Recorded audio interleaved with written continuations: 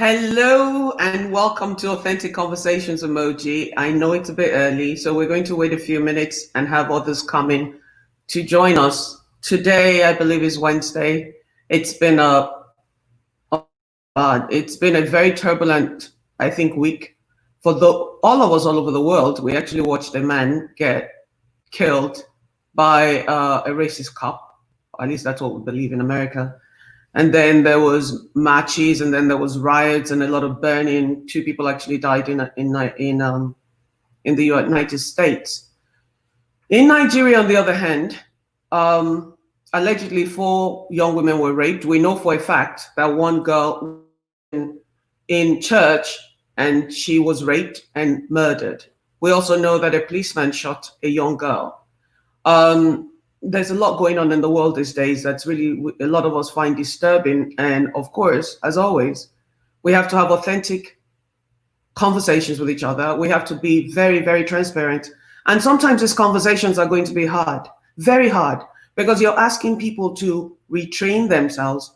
So a lot of you guys might not understand where we're coming from or where I'm coming from or where some of my other guests are coming from. But it's very important for each and every one of us to listen to each other, so that maybe you can learn something, I might learn something, and maybe one of my guests will learn something. But one thing we all know is that to change Nigeria, we all have to change ourselves. So welcome to Authentic Conversation with Moji. And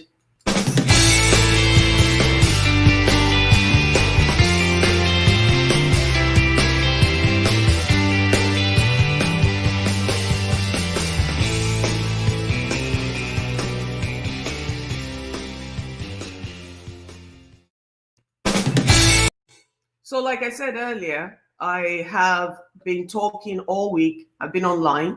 Most of us know this is a post from Andrew Ojay, who is an activist in Nigeria, and he usually brings up a lot of topics that are going on in Nigeria.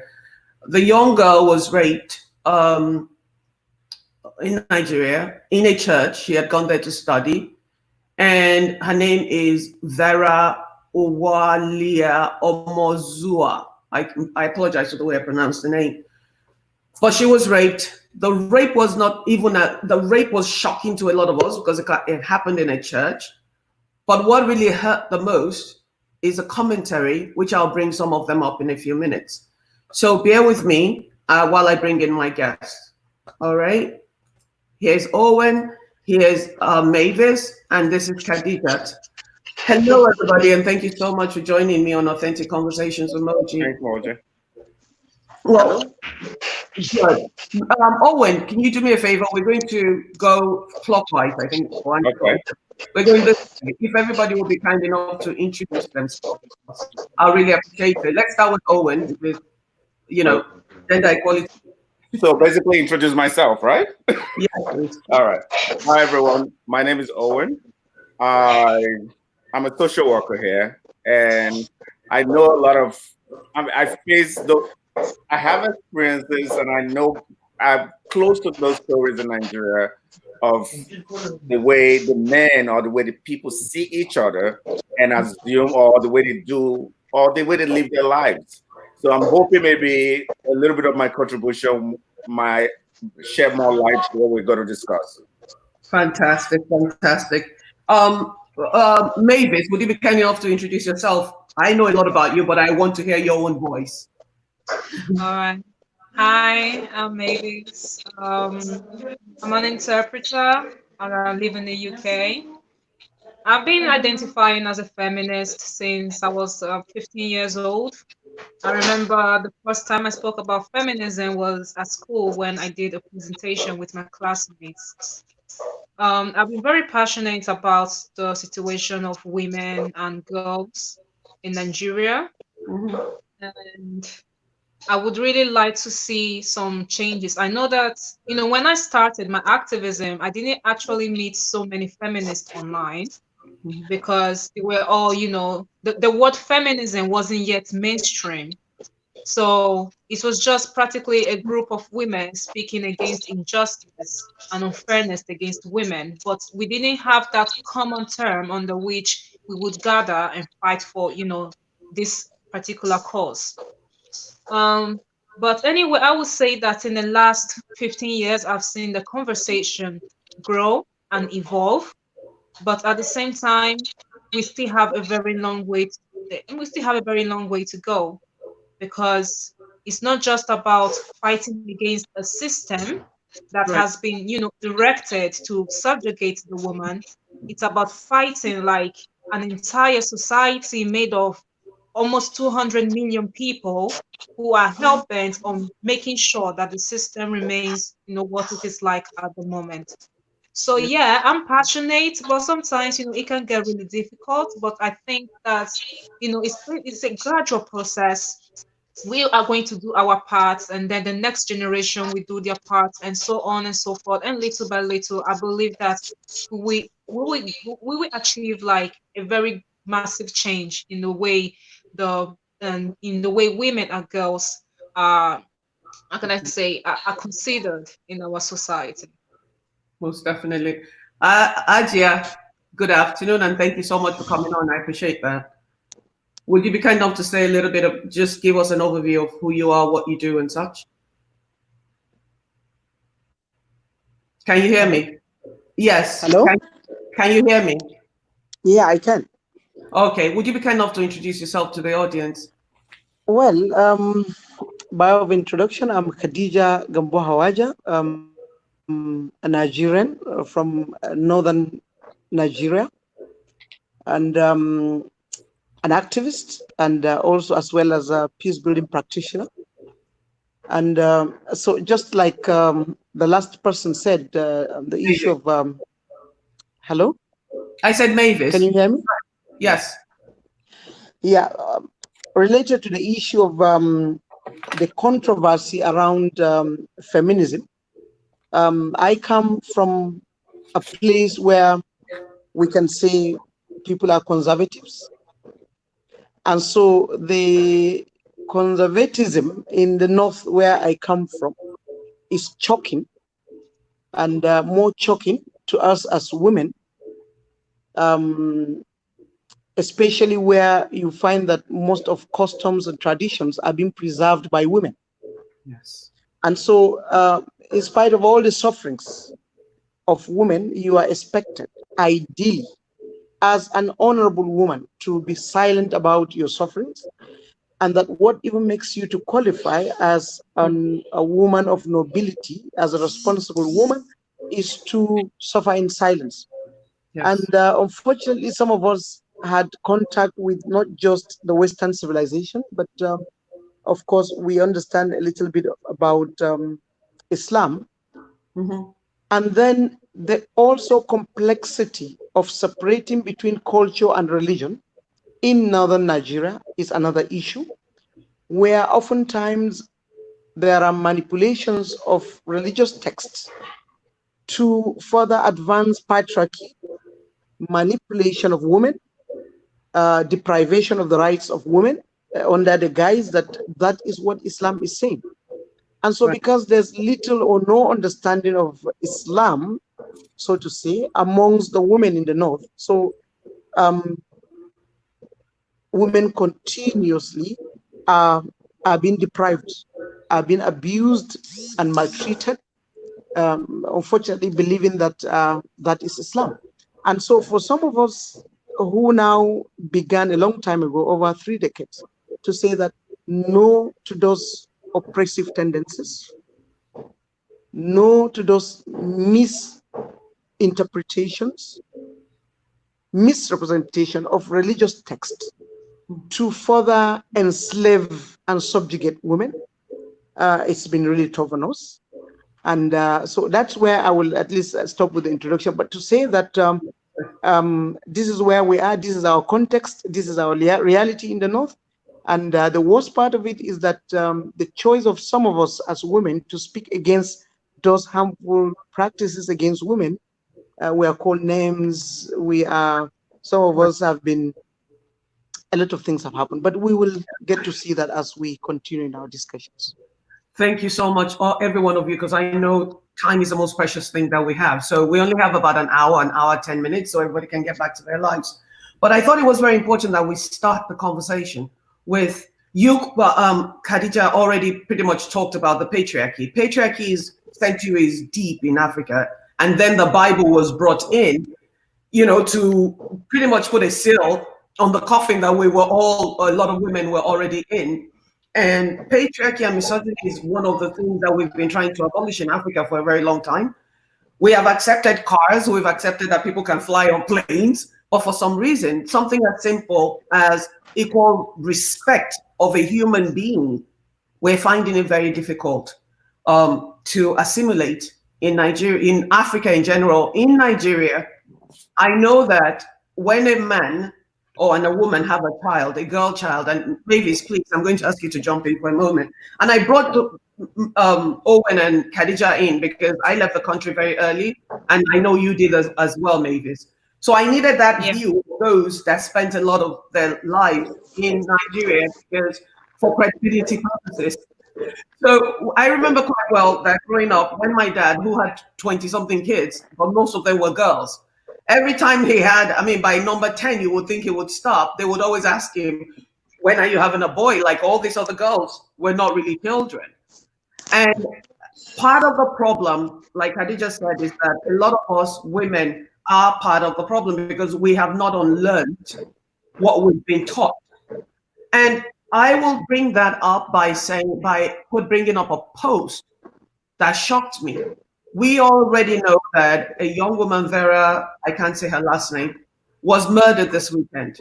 And there was a lot of things trending on social media about rape and things like that. The first thing that shocked me, which I'll bring up, is a young man that posted, "I can't wait to give birth to a girl so I can bang her when my wife is not around." I almost fainted because I can't even imagine what kind of mentality that person has. And funny enough, I don't think you've seen the video circulating. Somebody tracked him down and it turned out to be a houseboy to someone else, right? Which means a lot of times we just say things because they think it's cool. But we have to ask ourselves, where is the emotional intelligence of a lot of people when something like this happens? What makes that young man think it's okay to say something like that? I'll start with you, Mavis. Well, it's practically what privilege does. Yeah. When you know that you are privileged and that the system is built to protect you, to shield you from any sort of responsibility, you are practically a demigod. You can do whatever you want. You can say whatever you want. Like, even if we are able to track this man down today and we are able to, ask him questions about this, thing that he said, you will see men and women coming to defend him and say things like, "Oh, just because he said it doesn't mean he's going to do it." Men say stupid things all the time. Like men are like babies. Yeah. They don't really think about what they say. We make excuses for them. And that is part of the privilege that they have. A lot of times when I'm speaking, and people will come to my post and accuse me of being a man hater, a man basher, whatever it is. At the beginning, it used to irritate me. It used to get under my skin because I am not hating on men. I am not bashing men. I'm practically just highlighting the ills of a system that shields them from any sort of accountability. Yeah. But right now, if someone comes to me and calls me man hater, man basher, it does me nothing at all. It doesn't even touch me anymore.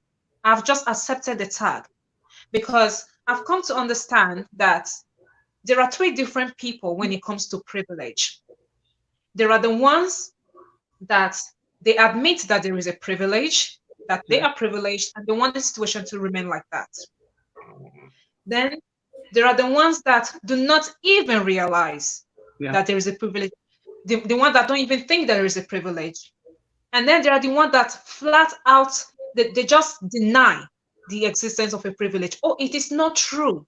It is not true that there is a patriarchy. It is not true that women are subjugated. It is not true that there is a disparity in the way women and men are being treated. this last category of people, in my opinion, are the worst because they are so dishonest. They are extremely dishonest, especially because they are benefiting from that privilege.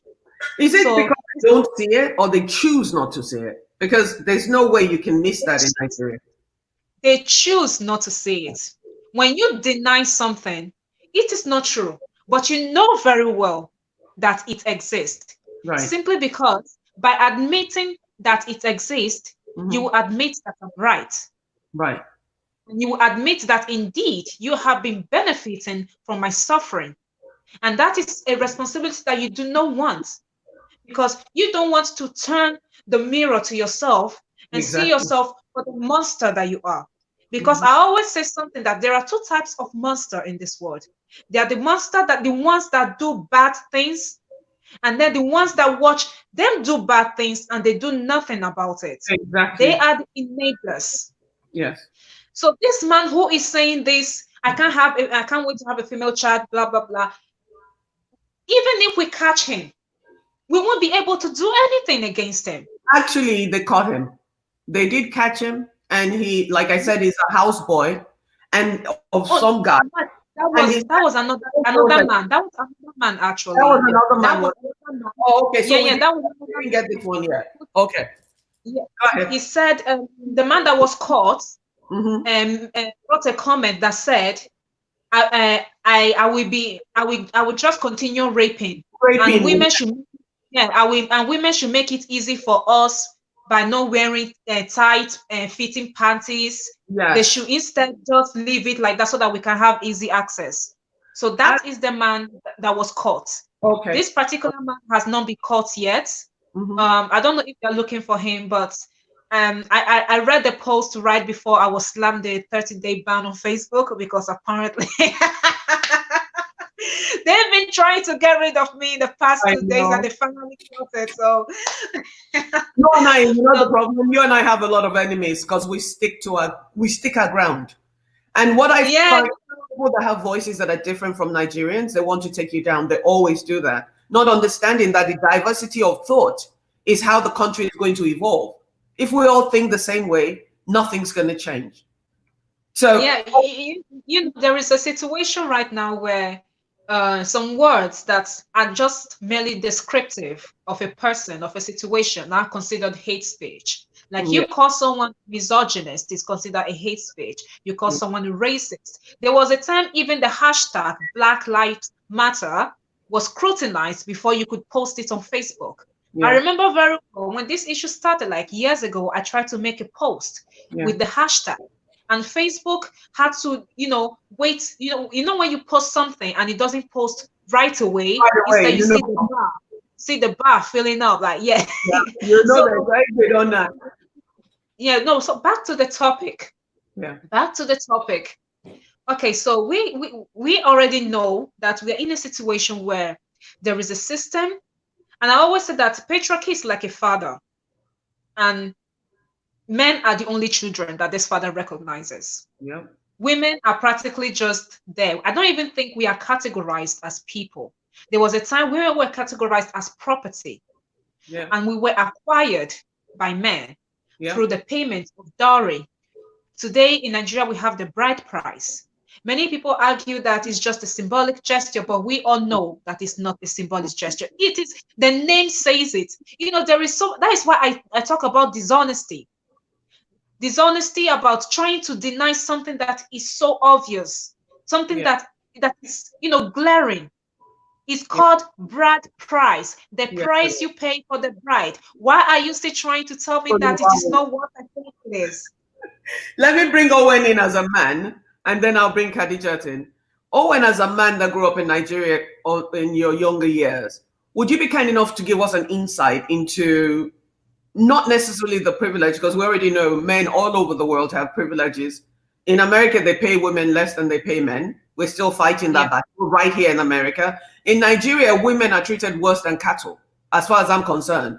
And from your point of view, as a Nigerian man that grew up in Nigeria, what would you say enables this tradition or culture to continue to go on? Just before I go into this, I just thinking about the whole scenario of everything that's happening, the rape and the misogyny behind it and everything. I'm flinging and I'm ashamed, I'm disgusted. You know, Right. I can't even comprehend it in my head. I don't want to feel, I don't want to have to wake up and think about it again. But it's But here. it's not supposed to be. You know, it's something, well, you know what I mean, something forbidden that it's not supposed to be considered usual.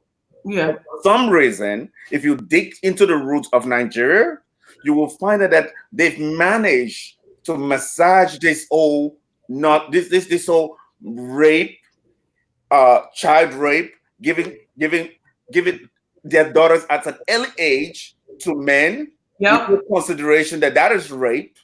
Mm-hmm. You understand? With teachers sleeping with students Mm-hmm. and not consider that as rape. With men sleeping with young ladies that are 3 times younger than them. That are underage, because a consenting adult that's younger than a man is not, as long as she consents, it's not rape. If you rape a woman that's 17.999 and you sleep with her at 12 midnight, in America, it's considered rape, even if she says yes. So I think Yeah. the clarity that we don't have in Nigeria is part of the problem. The age, and I'm going to get to you, Khadija, in a minute, because I went searching, I spoke to a few attorneys, and they said it depends on what part of Nigeria that you're in.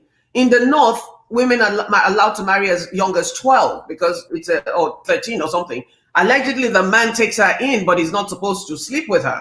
I don't know if that's true or not, but that's what one of my lawyer friends told me. So when you say, we have to be very clear, for clarity purposes, when we say rape, that's for an underage. Two consenting adults that are 10 times older, I don't care if maybe it Well, decides to. it's understandable. If, like you said, if it's a consenting age and the person consented, Yeah. that is totally understandable. Yeah. But if you look into, maybe not you necessarily, but if some of us look into our families, be it extended, we will see that we will pay attention very well. We've seen things that have happened, but because as a then, maybe we didn't have the muscle or we didn't know to best um we didn't know what to do about it. We kind of just ignored it like nothing was happening. You But know, didn't you see your friends that a girl would say no, and then they'll just, because there's this thing I hear all over Nigerian Facebook posts where they say, oh, most Nigerian women, when they say yes, when they say no, they mean yes. If you press hard enough, they'll just give in. Is that normal? it's not normal. I'm not going to normalize such a thing because it's not normal. When a person says no, in America, isn't it? Let's go to Khadija and see where she goes with this one, because hold the thought, because now you've gone westernized on me and I need people to bring it back to the root. Okay, so I'm coming back to you with that question as well. Let me take something from Mr. Ajayi, who's a pastor. He says our society and culture needs to be reoriented through enlightenment and conscientiousness. I am sick when I heard educated people expressing primitive ideas on social media. Mind you, because some people think well, they don't know what their post could mean to ignite in the minds of readers. Not that they meant what they posted. I hear you, sir.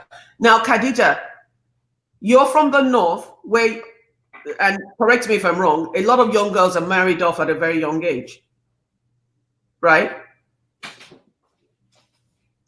Would you be kind enough to just elaborate a little bit on that and why? I understand it's a culture, but what is the reasoning behind that? Because in every other part of the world, it's not acceptable. I can't hear you. We can't hear you. Unmute yourself. We can't hear you, sis.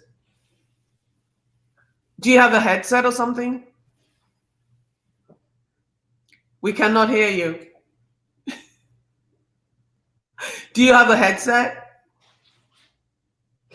Okay. Sorry, while we can hear her, the reason why I have to clarify certain things is because part of the problem, I think, is the messaging that's out there.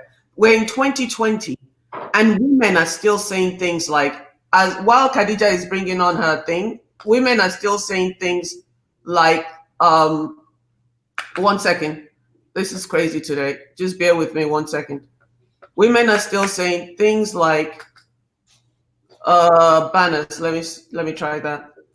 Women are still saying things like this, which does not make sense.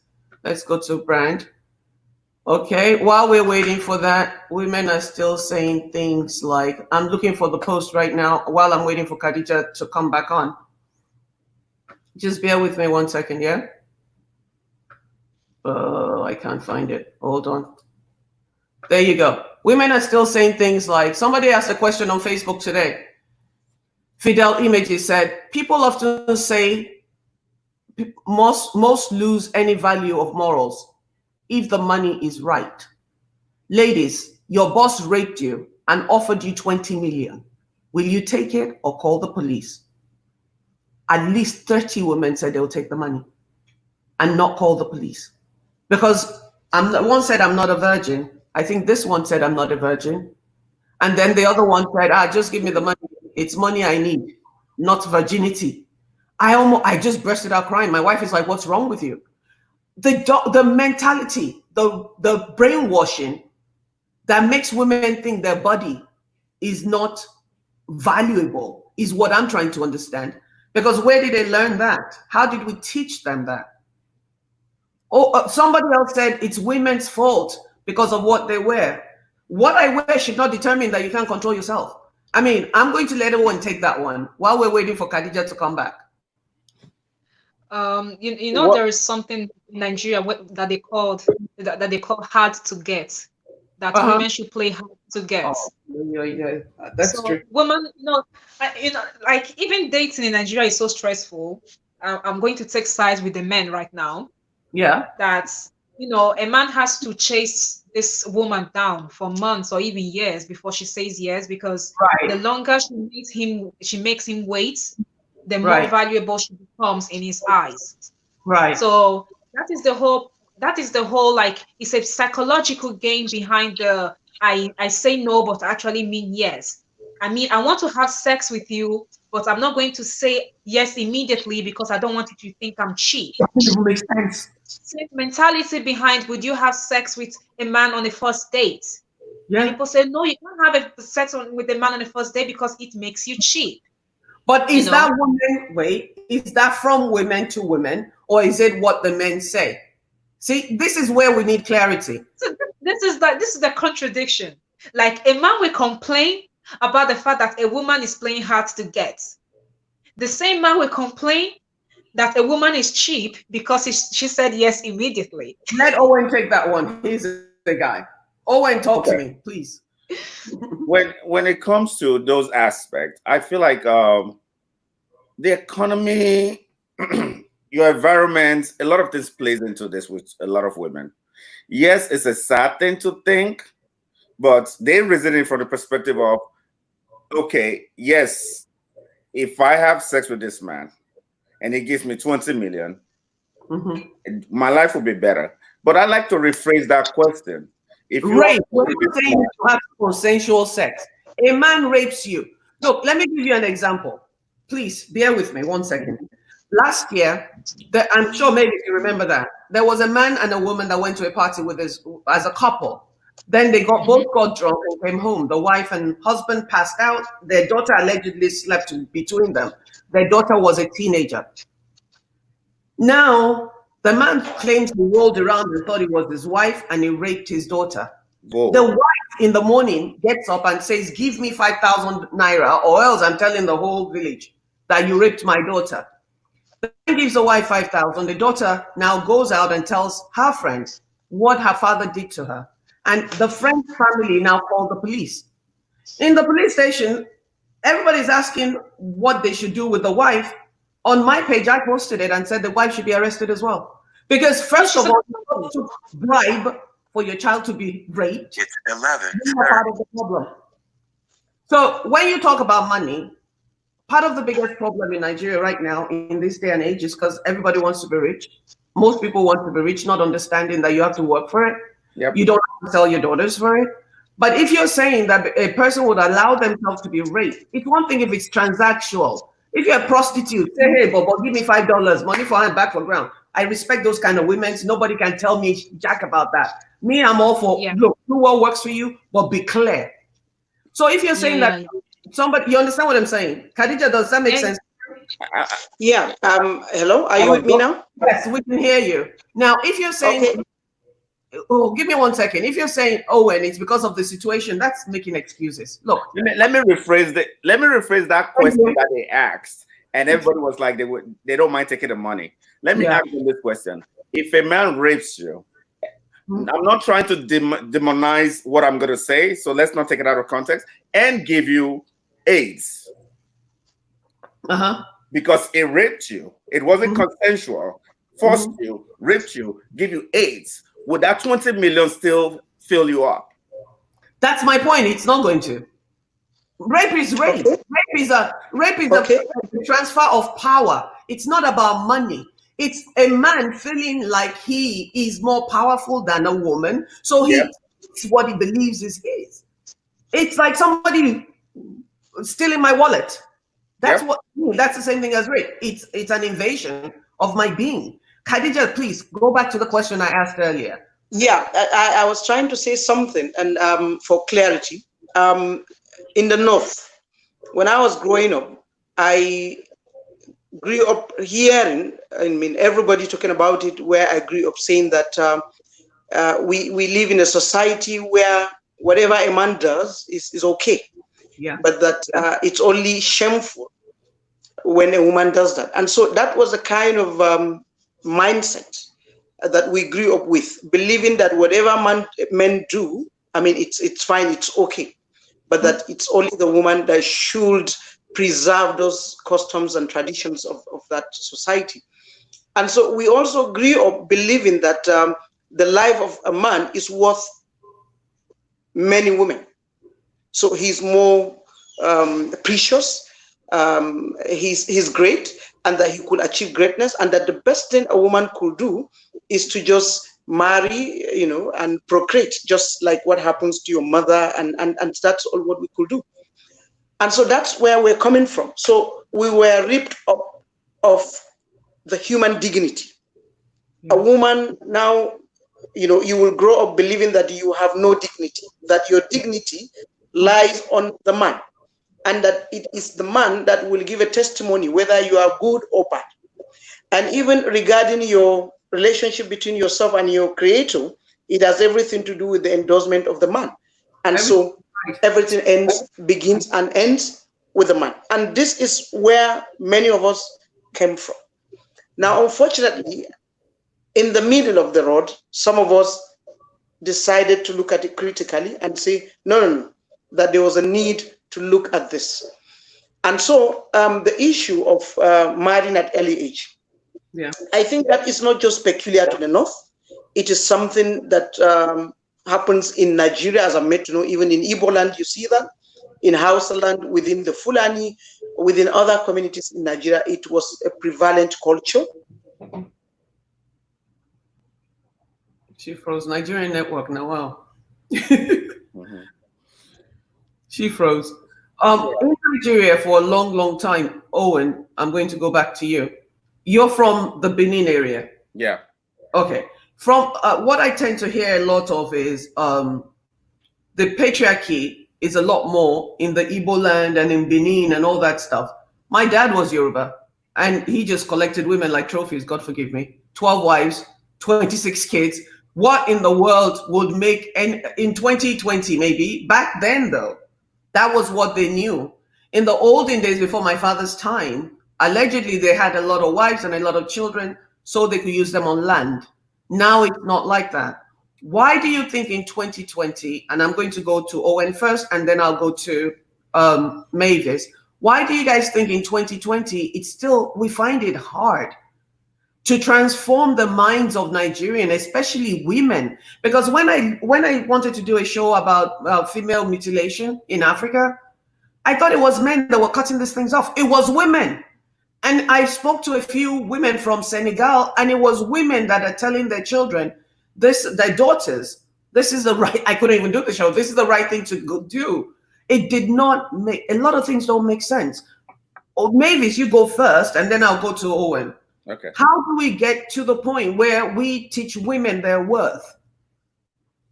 Okay, so it's about what the lady, sorry, yeah, what she said earlier, that it's the man that decides the worth of a woman. Right. So when a woman attacks another woman, she's practically seeking validation from the man.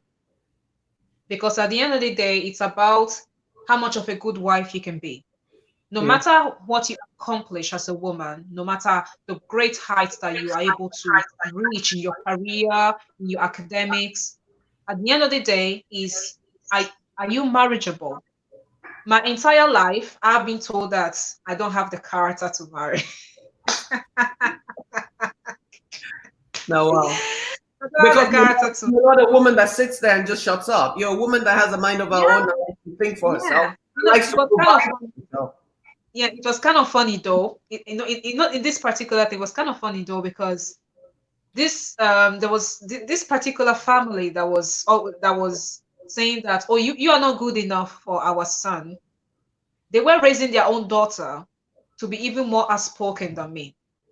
Like the way their daughter will speak to a person, I will never speak to a person like that.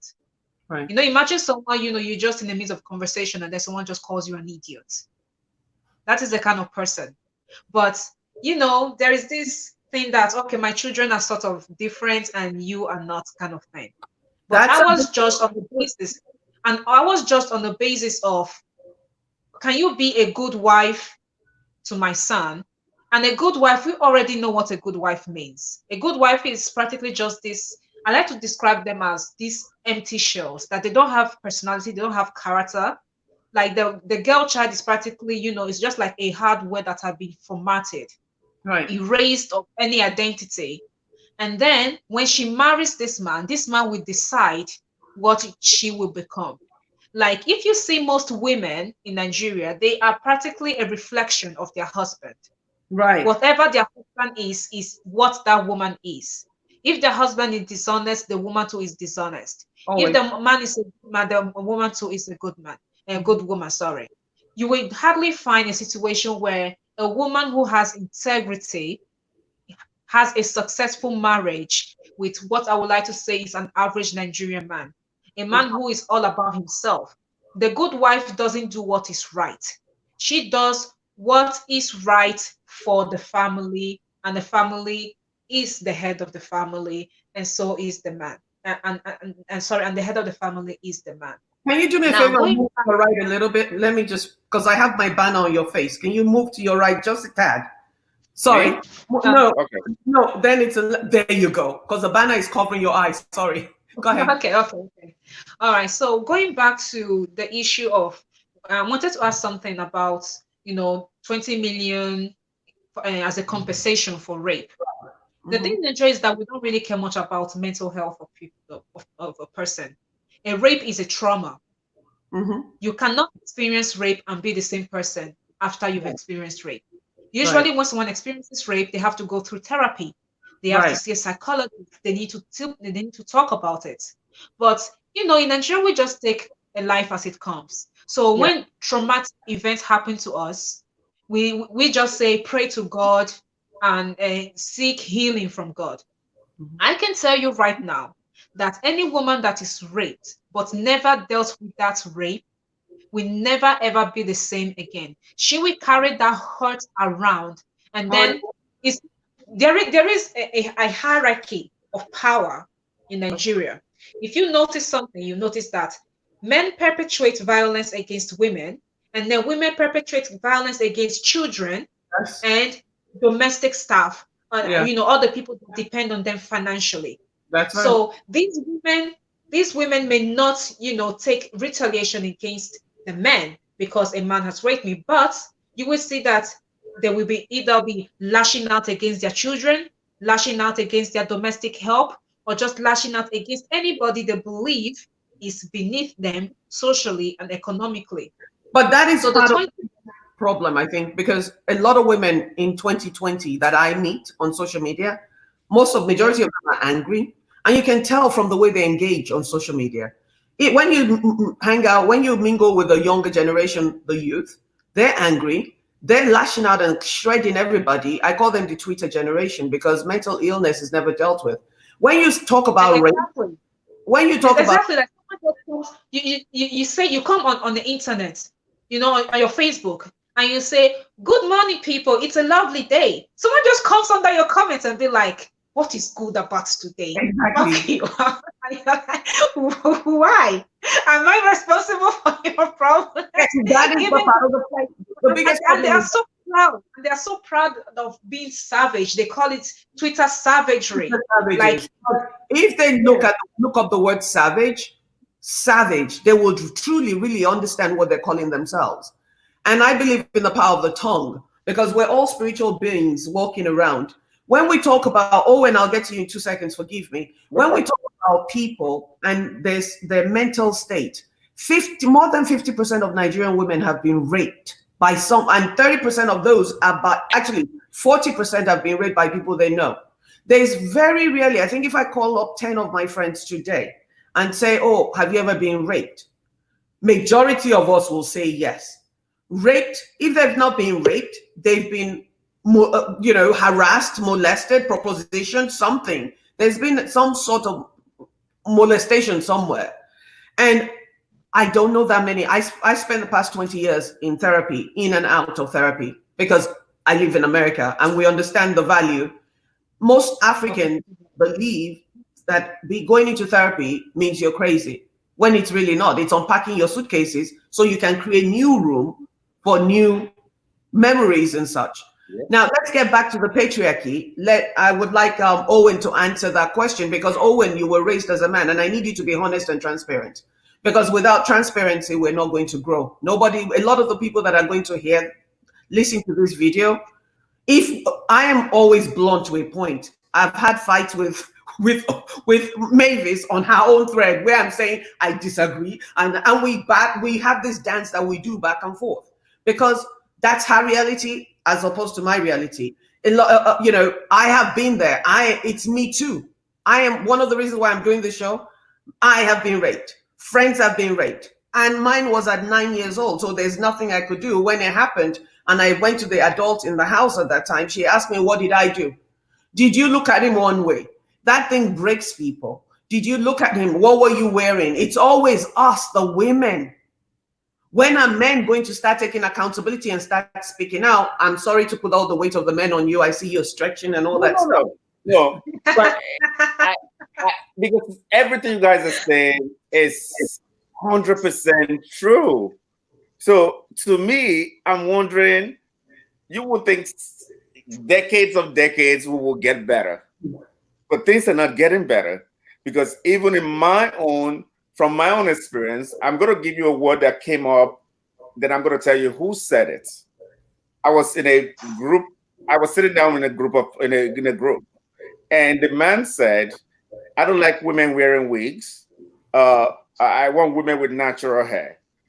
I looked at the man and I said, "Do you mean the bad wig, or do you mean just entire wig?" Then he said, "Wig."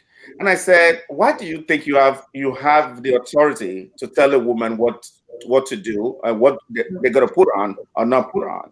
I said, "Number one, that's very disrespectful." I said, "If you were saying the wig doesn't look good, then I would understand that you were categorizing something different, not necessarily trying to trying to take charge of the woman by saying, 'I want you not to wear a wig. I want you to be this way,' because it's none of your business." I told him, I said, a woman has the right to feel and put on anything that makes them look beautiful. And that's it. And guess who that came from? Who? Tell me later. My own dad. Really? Well, your father is from an older generation, though. You have to understand. So I challenged him right away. I'm not what you did by educating him and That's what I we want need to from you guys. I challenge them right there in front of the women. I wanted to not let the women know anything he's saying right now is ludicrous. Yeah, yeah. And because I didn't want them to feel less of themselves, it's not because of the way he's coming at them.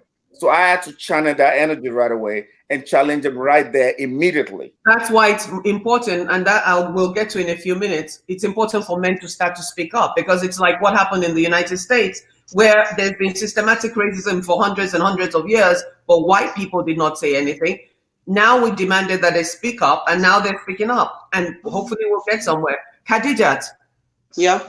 Okay. I'm sorry, I just got missing. Okay. You see, the way to deconstruct patriarchy and for the world to accept that this space is made for both men and women to coexist together peacefully and respectfully together. It's not just for the men to begin to speak up, but also for the women. I think subconsciously, the women have come to believe and agree that they are subhuman beings, and that their feelings or opinion on matters do not really matter, and that it is all about the man. So when she dresses, it is because she wants to please the man. Whatever she does, it is about pleasing the man. Even in the marriage, in our marriages, it is about pleasing the man. So you die in silence. She endures a lot because she wants the man to be happy. So I think time has come for women, if we are really sincere about this departure, that we want a departure from men or any other person thinking that we are subhuman beings, and that the purpose of our being here is just to serve as a kind of an additional joy and pleasure for men. The best way to do is to deconstruct the mindset of the women. We have to agree that we are equally human beings and worthy of self-respect, that I can live. And then again, Moji, we live in a world where no matter your status, no matter your achievement, where I come from in the North, if you are not married, you are equal to nothing.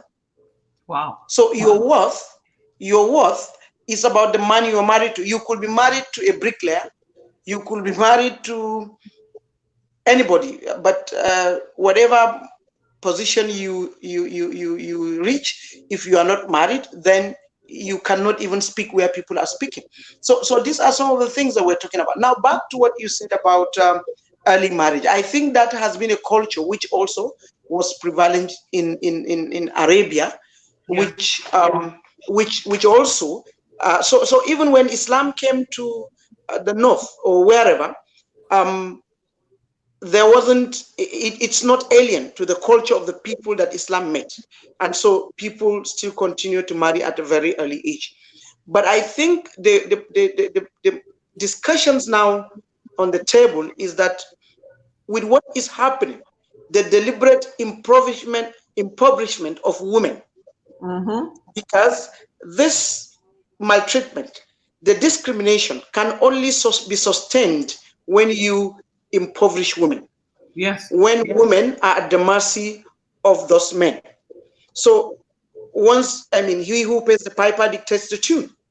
That's right. And so for as long as men are the breadwinners, as long as men determine what happens to your life, if you're sick, he determines when you see the doctor, which doctor to see because it's paying the bills, then you will be subjected to all kinds of molestation. So I think with the conversation now that women must be educated. Right. And when I say educated, I mean they must have quality education that will make them, to some extent, economically independent. That is where the man feels he cannot feed you, where the man feels that he cannot take care of your health, then you will not sit there and die, but that you can pay your bills and go to the hospital. And even when he decides to abandon you and your children, because that is what is becoming rampant now. Men marry, have children, abandon women and the children, so the women can still pay the education of the children. And I think unless we do that, it will be very difficult for us to make a headway. Let me just rebut on what you just said. You said a majority of it is money. I believe that because the majority of the women in Nigeria are not self-sufficient. That much I know. Paco Don, I sent you an invite to come in. Please click and come right in. I like the way you think. One of the things that you said that really caught my attention, because I have a lot of friends that are very self-sufficient. They're very, very comfortable. They've gone to school. Some of them they all live in America. They have amazing income. They have very good money. They make you said the majority of it is money. The majority is working on self-sufficient. Exactly. Paco Don, I sent you an invite to come in. Turn one off. One of the things that you said that really caught my attention, because I have a lot of friends that are you're on the show now, so turn off the very, very comfortable. They've gone to school. Some of them turn off the. You're watching me on another device. You're in on one, watching on the other. Take the one you're watching off. Sorry. So Khadija, please answer that, because a lot of my friends are here when they were older. I can hear older. So my way of thinking is different. I think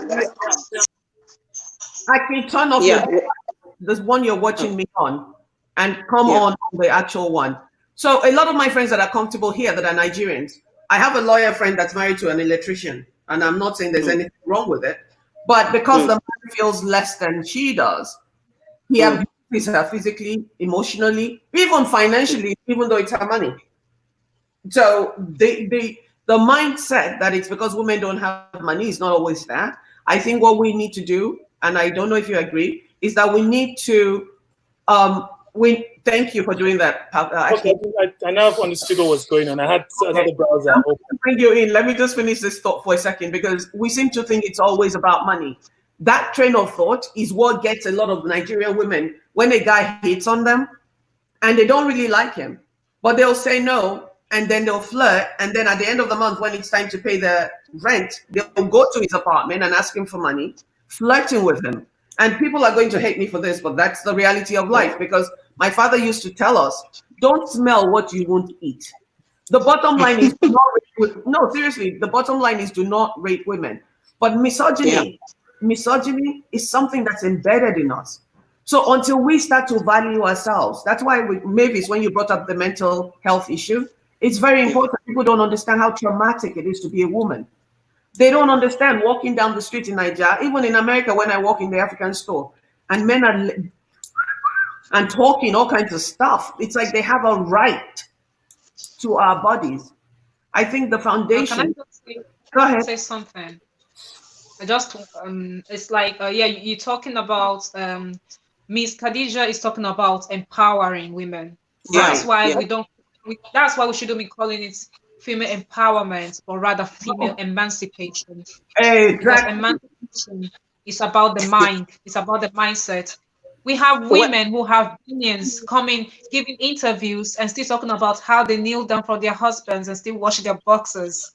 So it's not about the money. Can I say something? If that's what they want. We have women. We have women that are the ones making the money in the household, and they are still being beaten black blue by their husbands. They are still enduring cheating.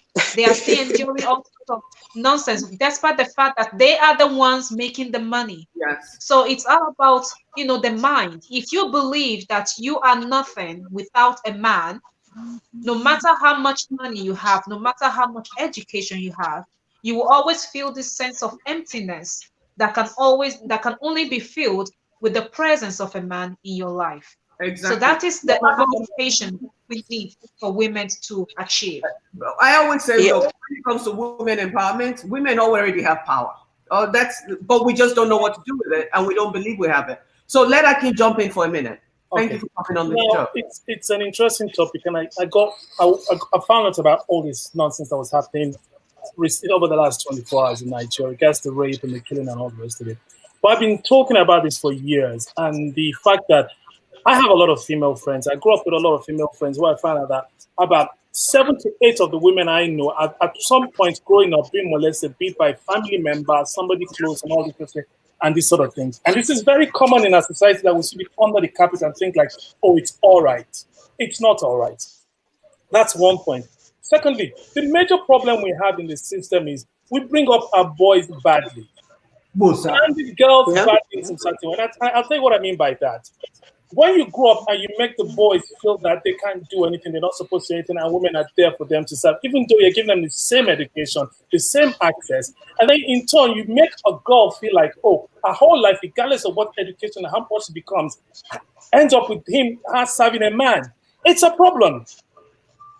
You cannot bring up women thinking if they don't get married that their lives are not fulfilled. I think it's absolute bullshit.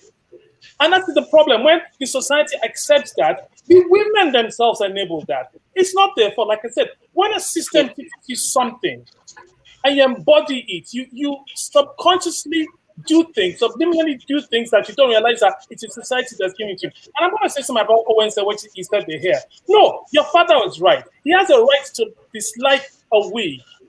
It's not because he's trying to tell a woman what to do. That's a much deep-rooted situation. But I'm not going to go into that because it's not here we're talking about today. He's not trying to. I don't like women who wear wigs. Sorry, I don't like women who wear wigs. They can wear wigs. I will not dating one, and that's fine.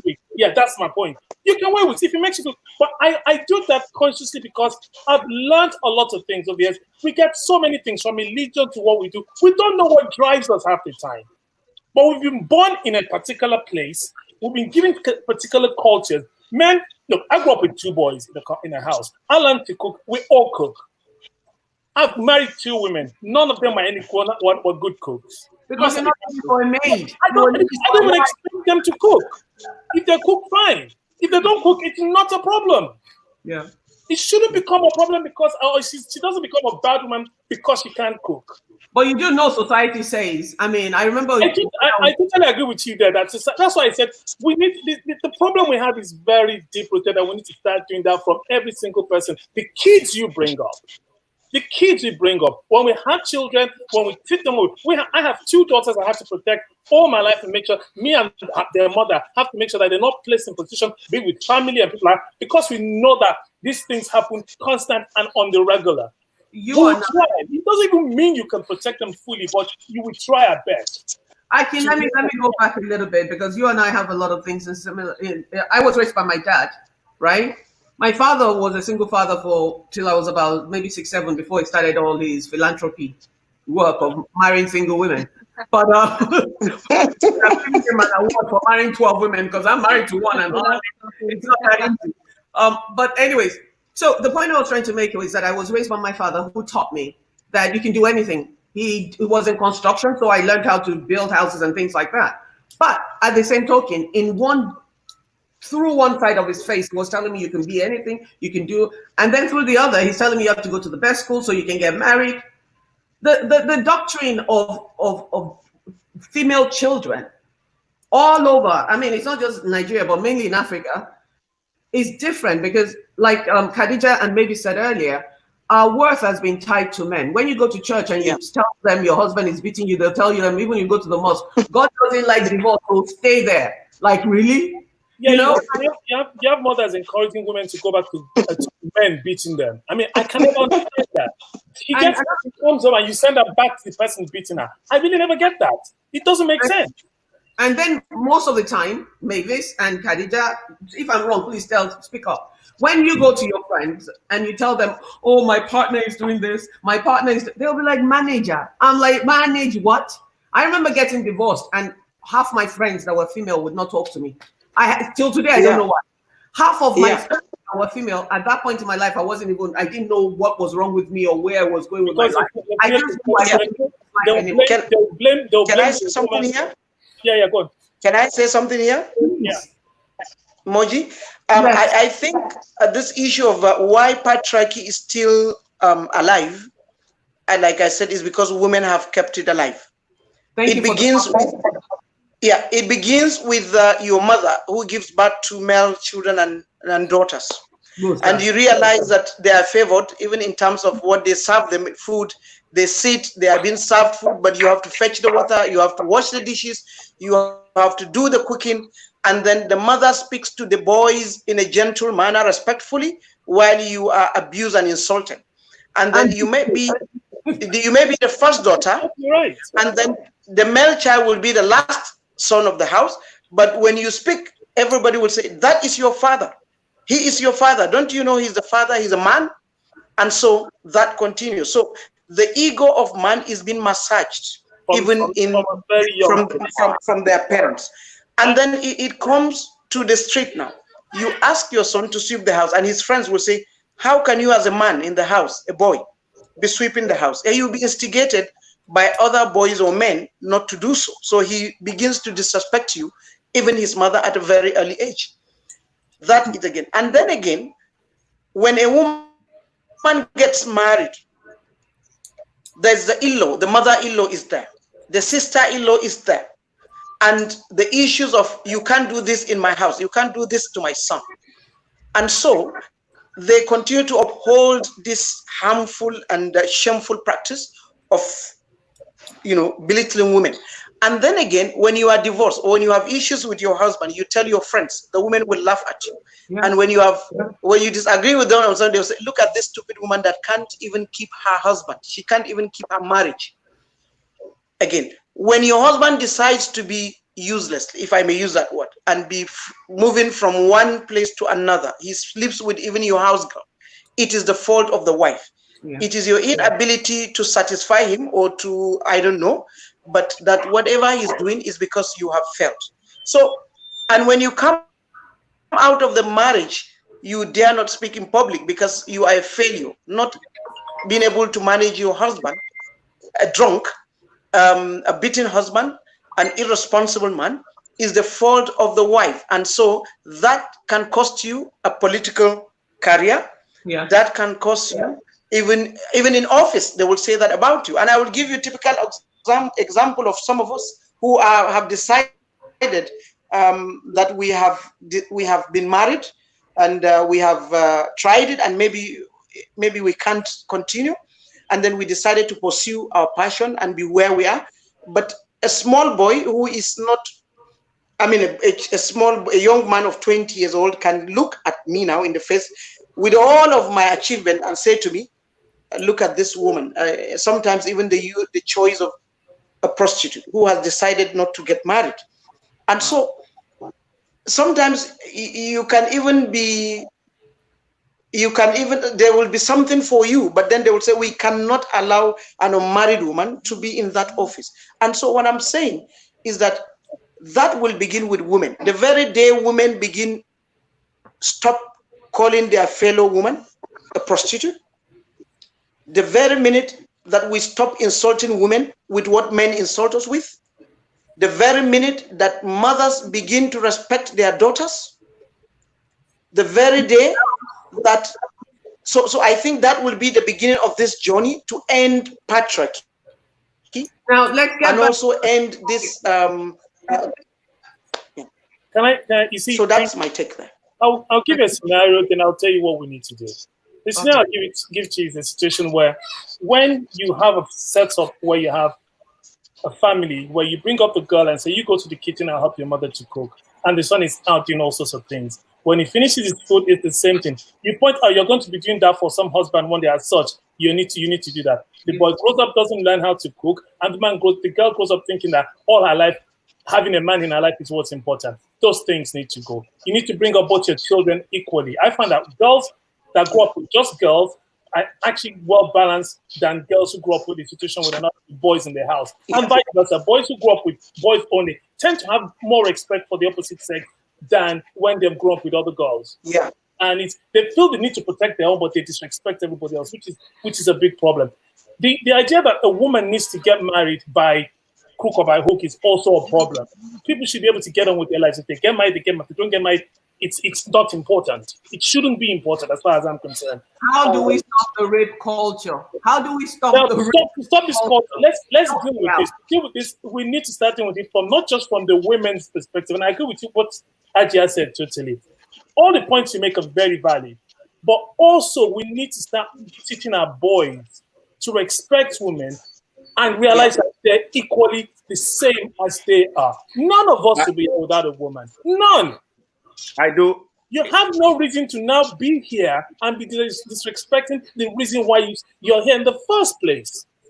It makes no sense. But when you bring up children and when you bring up men to think that way, that's what's going to happen. So we need to go back to the drawing board and make sure that we bring up our boys' rights. I think most of us have been brought up. And that's both the man and the wife, because it's because you have to bring up the boys to understand that they can't disrespect women. And you have to bring up women to respect themselves and realize that they're not any less than a man. Can I just say something real quick? Because Bola Delano says, I caution us on putting the responsibility on women. They have internalized patriarchal institutional norms. I get that. But look, I come from a school of look at yourself first.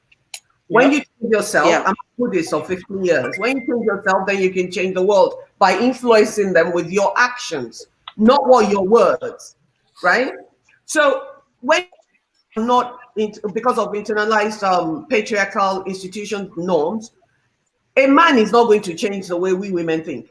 A man is not going to change Yukura that's going to meet Temedu and porn her friend.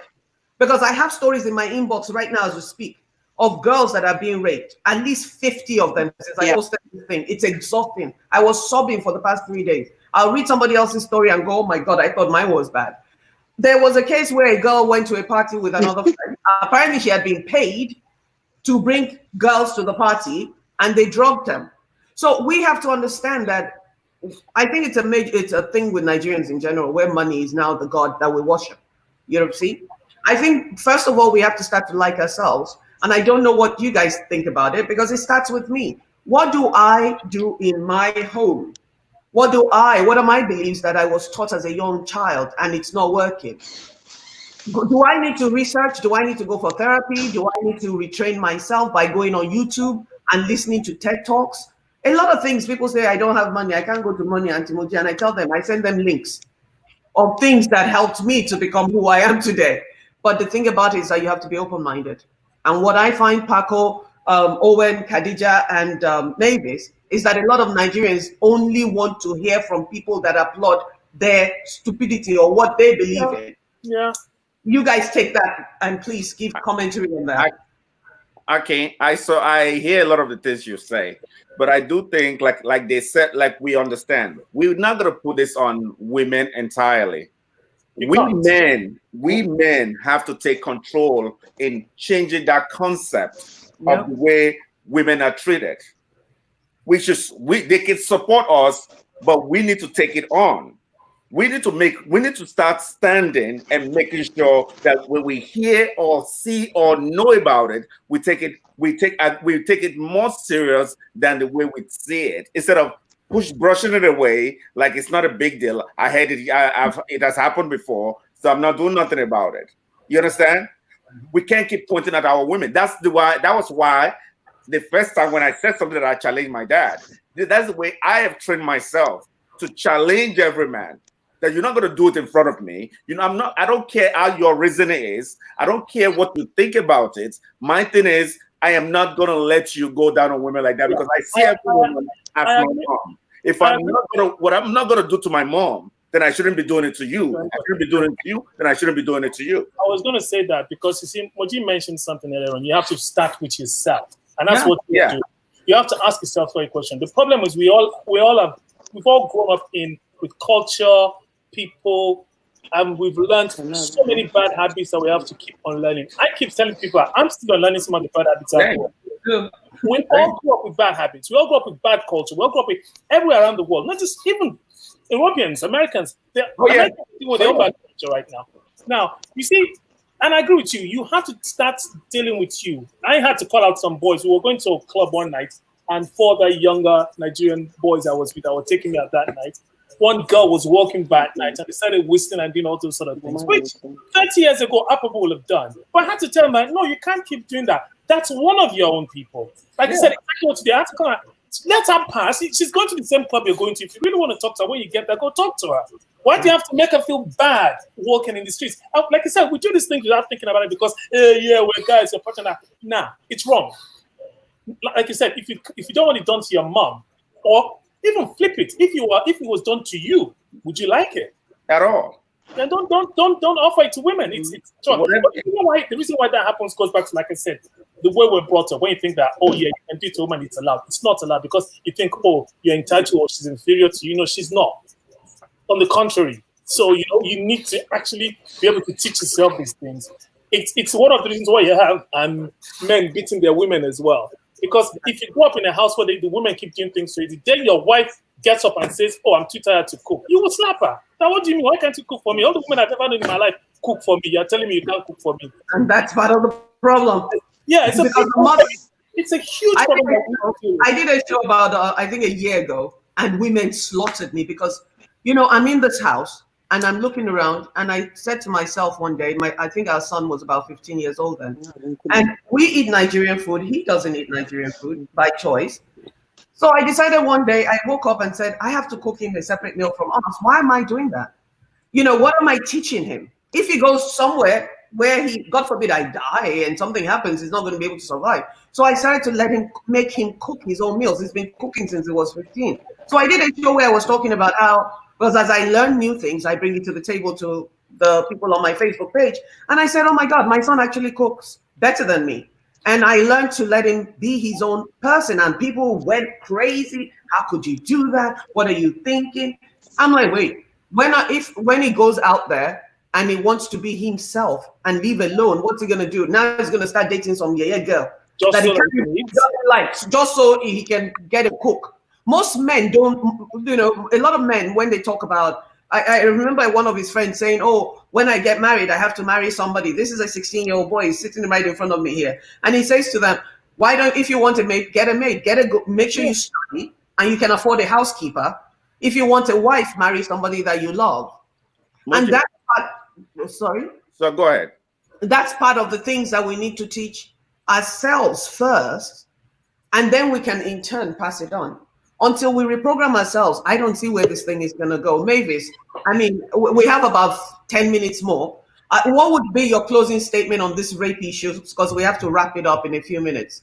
I just feel like, as we said earlier, we men need to start doing more. Even if I understand I'm here, and majority of the thing I say, people tend to think it because I'm here, but it will work. There are certain things that we do here that can work over there.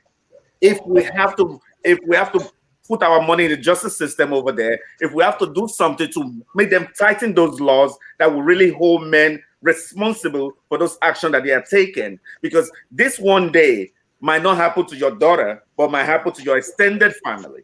Yeah, you understand? Yeah, I think one of the things that they need to do is create the registry like we have in America.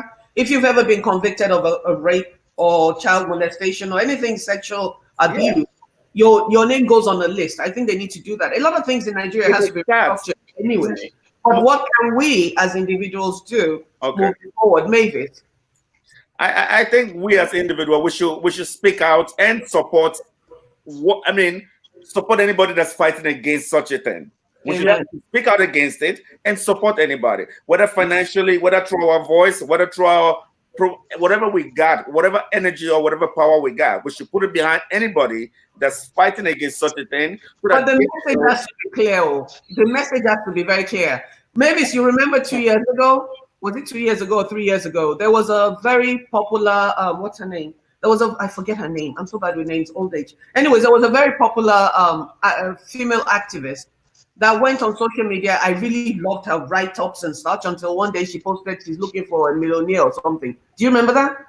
Something to the effect that she's looking for a man to pay her bills. For me that day, the message, do you remember that? I don't say the name. Perhaps I do, but well, I can't remember exactly now who or when. I don't want you to say the name. I just wanted to. I just see the post, but I can't recall the message has to be very clear. When people are talking about this women's rights issue, I don't call myself what do you call it? I don't call myself a women's rights issue. Let me tell you guys before sorry, Moji, there's one thing I wanted to say before we get out of here. It's not something on the bad side. There are sometimes my mom is, you know how our mothers are. You guys love to cook. You enjoy it. Oh, I love it. When I see my mom cooking, I feel the pain. I feel like, why are you staying so much hours cooking? Don't stress. I enjoy it. Some people don't. I feel like the stress is too much. That's part of life. I enjoy cooking. I love to cook, and I cook. I mean, no, don't get me wrong. Yeah, if you guys see what I'm trying to understand this, I'm looking at it from the perspective of she's doing the cooking. She's enjoying it, but me seeing it, the effort that I have, even the people who enjoy it's not able to understand. I feel like it's a lot on her. But there's some people who will not enjoy it, and they shouldn't have to do it. They shouldn't have to do it. That's the bottom line. It doesn't have to be a woman's thing. It can be anybody's thing. It's like something a little bit because you're part of the future. Yeah. You know, you're part of the younger generation.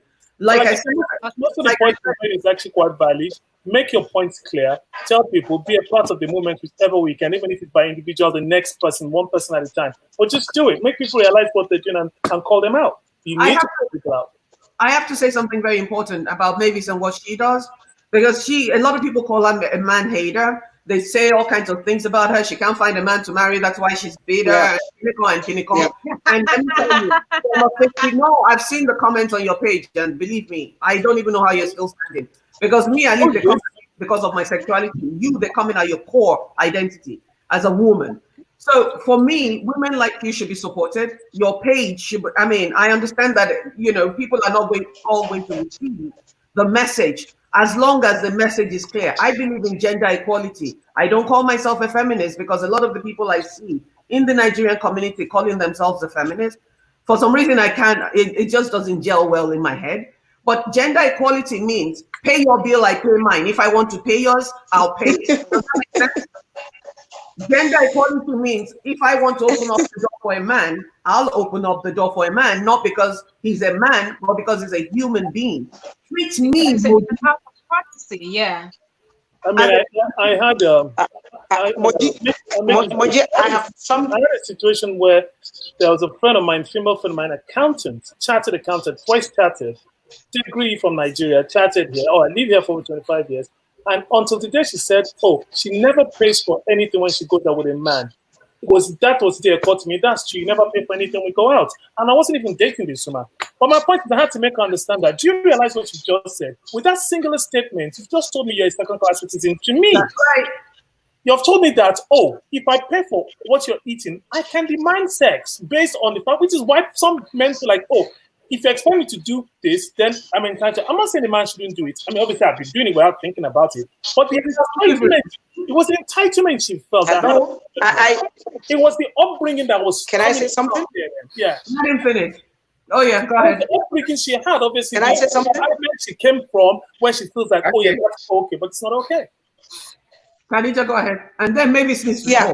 In case, Moji, in case my sister has forgotten our Nigerian context, I want to bring us back to Nigeria to understand that in a context where greater percentage of the people that you're supposed to be talking to are living in abject poverty, ignorance and illiteracy, it will be very difficult to navigate, But then what I'm saying, and I still maintain that, one is that this crusade, if I may use that word, must begin with women ourselves, because the men are enjoying it. So you don't expect the men to begin to talk against what is favoring them. It is the women who are disfavored, disadvantaged, that must begin to speak about it. So that's what I'm calling for, that the elites need to be sincere about this and help the other women to come up, so that by the time the women are up there, we will get to a level where water will seek its level. One of the things that I do behind closed doors, I believe in empowerment 110%.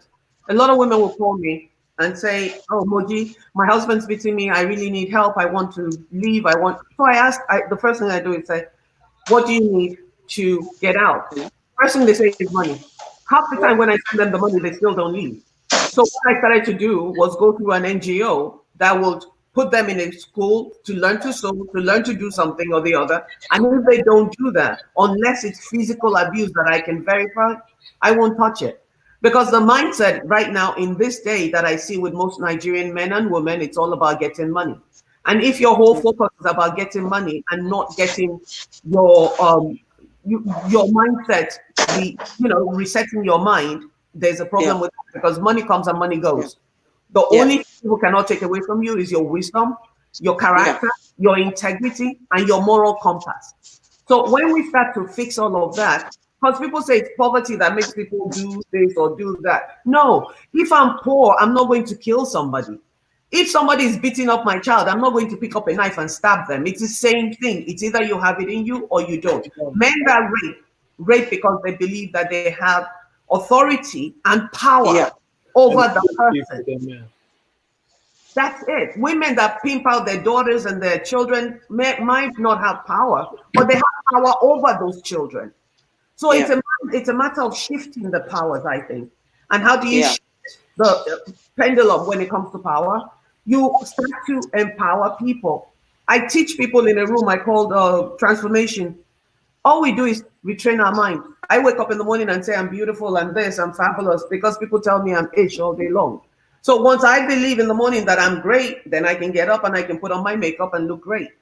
Until we start to teach women to value themselves. Women might, like Mavis, will be always shredded on social media. Right now, Mavis is suspended for 30 days for saying something that women should have been clapping for. She's suspended for 30 days for what? 30 days on social media. Why? Suspended for hate speech. Hate speech, because she's talking against misogyny. And the saddest how do you ban somebody from social media? How do you do that? But Facebook will ban you. They ban me all the time. Okay. But one of the things that we need to do, I think, I don't have answers, but one thing I know for sure is that when women start to uphold each other, that things will get better. And when I say uphold each other, prop your sister up a little bit. Your sister that's been acknowledge her. Your sister that's divorced, acknowledge her. The same way I'm telling people on my page, stop, because hating men is not the way to go. We are giving birth to boys. We're giving birth to men. We need to start to retrain each other. Thousands, then we'll retrain the world. Maybe please say your own last. So I'm going to start my points from what you said earlier when you were asking me about my friends and how they usually react to issues I might be facing in a relationship. So as a young girl, I had quite the reputation. I had the reputation for being hot-headed, strong-headed, defiant, and not willing to take nonsense from anybody. Like, I didn't care who the person was. If you dished any sort of disrespect to me, I would dish it back to you right away. And also, at the age when I moved to Italy, I started living with my mother. My mother was abusive, classic narcissistic mother. So she would do all sorts of things in private. She would abuse me, beat me up, just make me feel like a piece of crap. And then she would go outside and start shedding crocodile tears, telling people, oh, Mavis is this one, Mavis is making my life miserable, Mavis is that. So coupled with all these fables, all these tales that my mother was saying about me, and the fact that in spite of that, I still had like this very strong personality, this very strong sense of identity. People were sort of, how can I say, they were sort of, not likely to want to relate with me, especially because I was a girl, I'm a woman. You don't get to be like that as a woman. I was completely ruled out as, as a kind of girl that anybody responsible would like to marry. But when it came to my friendship, like I attracted all sorts of people, but the ones who came close to me benefited greatly from being friends with me, because I related to them not as woman to woman. Yes, we are women, but I related to them as human beings. So when they came to me with issues concerning them, they didn't get the usual opinion that will be based on gender, because we live in a society where a man and woman are facing identical issues, but he will receive an advice that is completely different from the advice the woman will be given. So when these ladies related with me, they not only got to be related to as human beings, they also got an understanding of the kind of situation that they were involved with. For example, I was the one educating them about the guy code, like how men protect other men. When the man does something bad, his friends will shield him. because there is a sort of that, you know, as a man, you don't mess with another man's business, you know, this kind of thing. So I was the one telling them about the inequality in the way boys are treated and girls are treated. So my friendship have always been like a sort of a mutual growing together. Mhm. Like, you know, it's not the kind of thing that you're friends with someone and then you see yourself regressing, you know, Exactly. growing backwards. Yeah, we always try to, you know, contribute to one another, to contribute to the growth of one another. Some friendships, you know, went lost along the way. That You know, will happen. sometimes you just outgrow certain friendships and Yep. then you need to move on to other ones. But right now, I can say all my friends are feminist or feminism oriented, Mhm. or at least they align with the concept of gender equality. Yeah, So I gender. never had to deal with a situation where I complain about a mistreatment by a partner, and then I'm told or I'm given advice that is typically given to a woman. It's sort of Exactly. like you need to do something to change him. You need to do something to, you know, to make him whatever you want him to be. You know, there's this advice they always give women. Like, patriarchy has a way of making women feel that they have the power, whereas they don't. When they tell women, you can change him, you can make him a better man. So they sort of Yeah. give women this power and boost their ego and make the woman think, oh, I have the power to change a man. But in reality, they do not. The power is just, you know, sort of, you're the president of a banana republic. The republic does not exist. It's fictitious. But they make you It's actually believe that you are condescending. It's actually, to me, it's condescending because at the end of the day, nobody changes anybody.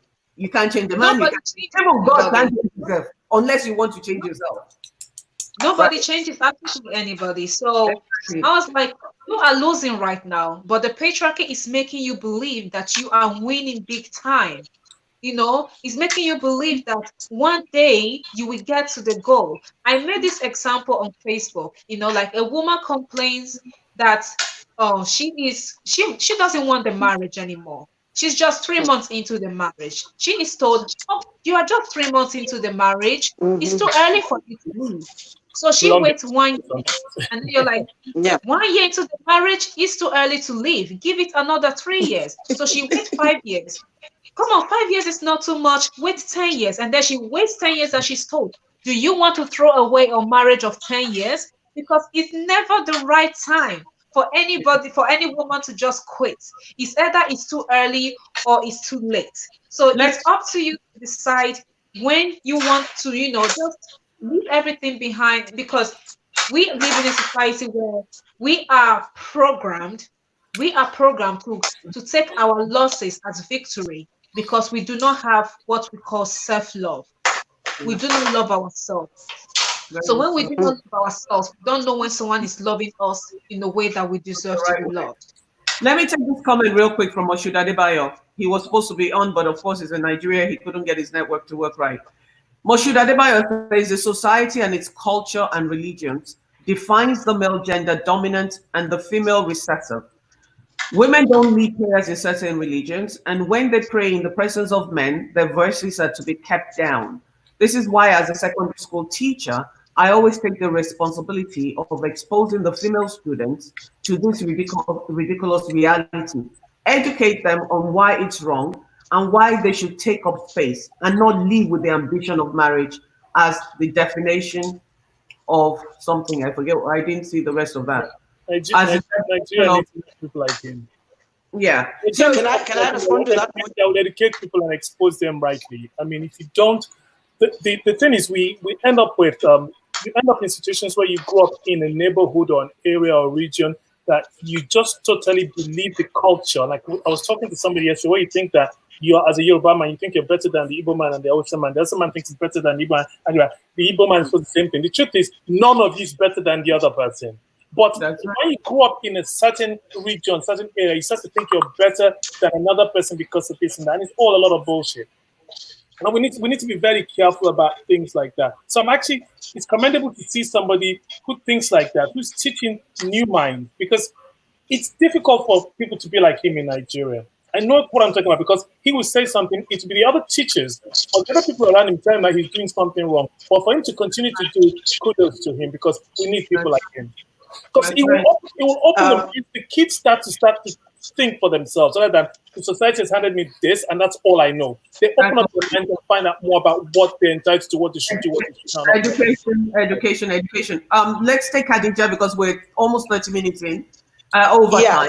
I was going to respond to what Mashoud said about the voice of a woman, where it is expected that she does not speak and she does not even lead in prayer. And very, very common in the North again. I think it's one of the things that defines women in the North. And I've always said that, and I maintain that the best way to enslave one is to take away the voice of that person. Yeah. And so the minute that you are able to silence a person, you've taken away all of the rights of that person to live as a human being. So, it goes to also address the issue of misinterpretation of religious texts. Yeah. Because men have dominated that space of reading religious texts and interpretation of religious texts, given commands to people of what God is saying and what God is not saying. They've also succeeded in importing or rather injecting certain things into religions that are not necessarily there to enslave women. So if you are told not to speak, if you are told that your voice is not to be heard, so definitely your rights are taken away. And that's what we've been battling with. Someone who read Islam, for example, I have read Islam, I teach Islam. And what I keep telling people is that even during the lifetime of the Prophet of Islam, that women do go to him, women do speak, women do express opinions, and sometimes they could ask questions. So there's no way and no how somebody today will come to us as Muslim women, for example, and tell us that we are not supposed to speak and that our voices are not to be heard. And we'll tell that person, please, will you just keep quiet? So I think it's one of the ways of silencing women forever, to tell them that God says they must not speak. So we are telling women that you are allowed to speak. What is expected of you is decency and modesty in how you speak, and not just about your voice. There's nothing wrong with the voice of a woman. Yeah. Thank you so much, everyone, for joining the show today. It's been one of those. I mean, we could be here for the next 10 days and keep going on and on and on. But the basics are very simple. Pakodan, Akin, thank you for coming in. Khadija, no problem, my pleasure. Mavis, I appreciate you doing this, even though you're on social media, on Facebook at the moment. But keep doing what you're doing, because you said something to me yesterday. You said you're tired. I'm a 55-year-old woman that's fighting. I'm a woman first. I'm a lesbian woman 2. I'm a black woman 3. And I'm also an immigrant in Africa. So there's so many battles that I fight each day. For your voice, honestly, for young people like you that have an idea of what the future should look like, don't let anybody put a muzzle on you. Continue to speak, because it's not about you really. It's about the future generations. And that's one of the reasons why I never stopped doing what I'm doing. I should have quit a long time ago, but I am grateful to God that I have people like you guys around that continue to prop me up, because when I need backup, I can call on somebody and say, hey, I need to hear your voice, because we don't all think the same way. No, and people are not going to receive the messages the same way. That's why it's important for everybody to speak in their own language, so to speak, to their own audiences. And we need to take these conversations and have them in an open forum, and everybody just pick out what works or sits with their soul. So thank you guys so very much. Rape is unacceptable. We already know that. We've all said that, I think. 3 things I want people to take away from this is that everything starts and stops with self. That's number 1. Change yourself and you can change the society around you, or at least change your sphere. 2 is that we cannot boil the ocean. My wife says that all the time. You can't go to the ocean and put it in a pot and boil it. But we can boil the ocean 1 cup at a time. If you see something, speak up. If you see your friends harassing a woman as a man, speak up. If you see your friends doing things that are disgusting to each other as women, speak up. Stop blaming women for rape. Stop asking what they want. It doesn't matter if she's naked standing there. A man should still be able It really doesn't matter. You're right. It doesn't matter if somebody's standing naked. You know, go ahead and say it's okay to rape the person. It's not. absolutely not. And please, for Christ's sake, don't make money your everything, because that's how we all end up in trouble. So thank you guys for coming in. I'm going to take you guys out of the studio, and then I'm going to close. All right, nice. Bye-bye. Hello, bye. Bye-bye, bro. Thanks. Anyways, it's been an amazing show. My God, it's so emotional. I've been drinking water on this show. This show was just so powerful because it was very important to hear from the different voices who had different experiences. And yet we're all looking to, eradicate patriarchy in Nigeria and Africa in general. But more so, we need to stop this raping that's going on. By the way, for full disclosure, women rape men, young boys and women rape men too. I don't know how it happens, but I can assure you that it happens, and women rape women. So it's not something that's just, rape is not something that's just done by men. The issue in this moment is that because of patriarchy and misogyny in Nigeria, we are seeing a lot more of women being raped. So share the video for me, like the Facebook page, follow us so that you can come in. The more you engage, the more I get to see where you're coming from, the more I can bring other people onto the show. I thank you so much for your time. It's been an amazing, amazing afternoon, or is it morning? We were 30 minutes over the time allocated for the show, which is usually 1 hour. But I thank you all for coming in. Please share the video. The message needs to go out. It's all about messaging here for me. It's not about money. It's not about popularity. I'm a 55-year-old woman that's walked a really amazing path, and I'm grateful. Share the wisdom with each other. Namaste.